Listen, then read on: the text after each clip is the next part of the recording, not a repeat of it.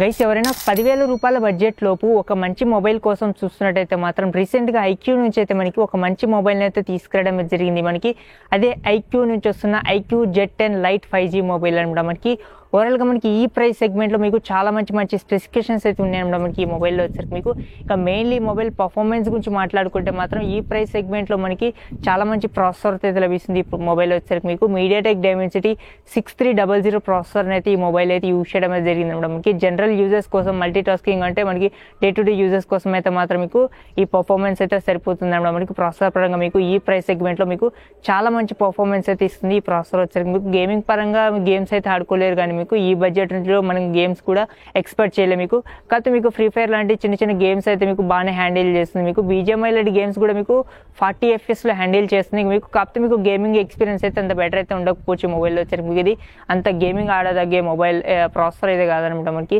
ఇంకా ఈ mobile display గురించి మాట్లాడుకుంటే మాత్రం 6.74 ఇంచెస్ స్క్రీన్ సైజ్తో అయితే లభిస్తుంది. మనకి చాలా పెద్ద స్క్రీన్ సైజ్ డిస్ప్లేని అయితే యూజ్ చేయడం జరిగింది. కాకపోతే మీకు చిన్న మైనస్ ఏంటంటే మాత్రం మీకు ఇది ఫుల్ HD+ డిస్ప్లే ఇచ్చుంటే బాగుండేది. కాకపోతే మీకు కేవలం HD+ డిస్ప్లే అయితే ఈ మొబైల్ అయితే తీసుకురావడమే జరిగింది. మనకి ఇది ఒకటే చిన్న మైనస్ అనిపించింది నాకైతే. మనకి ఈ డిస్ప్లే పరంగా మాత్రం చాలా పెద్ద స్క్రీన్ సైజ్ అయితే ఉంటుంది అనమాట. మనకి 90 Hz రిఫ్రెష్ అయితే కొన్ని డిస్ప్లే అయితే వచ్చేసరికి మీకు బ్యాక్ సైడ్ మెయిన్ కెమెరా గురించి మాట్లాడుకుంటే సోనీ సెన్సార్ అయితే యూజ్ చేయడం జరిగింది. 50 మెగాపిక్సెల్ సోనీ సెన్సార్ అయితే మనకి బ్యాక్ సైడ్ మెయిన్ కెమెరా అయితే వస్తుంది అనమాట. మనకి సెకండ్ కెమెరా 2 మెగాపిక్సెల్ అయితే ఉంటుంది, అది ఉన్నా లేకున్నా ఒకటే అనమాట. మనకి ఫ్రంట్ కెమెరా వచ్చేసరికి మీకు కనీసం ఒక 8 మెగాపిక్సెల్ అయితే ఇవ్వాల్సింది. కాకపోతే వీళ్ళు కేవలం మనకి 5 మెగాపిక్సెల్ కెమెరాతో అయితే మనకి ఫ్రంట్ ఫేసింగ్ కెమెరా అయితే తీసుకొస్తున్నారు మేడం.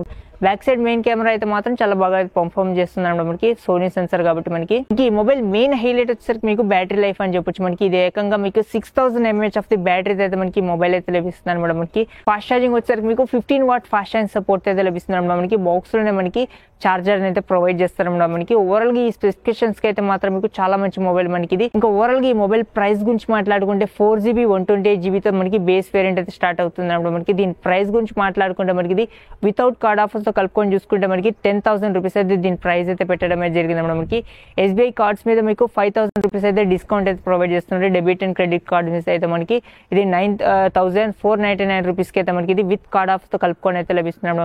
మనకి ఈ ప్రైస్ రేంజ్ లో అయితే మాత్రం మీకు ఓవరాల్ గా మీకు జనరల్ యూజర్స్ కోసం అయితే ఒక చాలా మంచి మొబైల్ అని చెప్పొచ్చు. మనకి వచ్చేసరికి మీకు డిస్ప్లే ఒకటే మైనస్ అనిపించింది నాకు.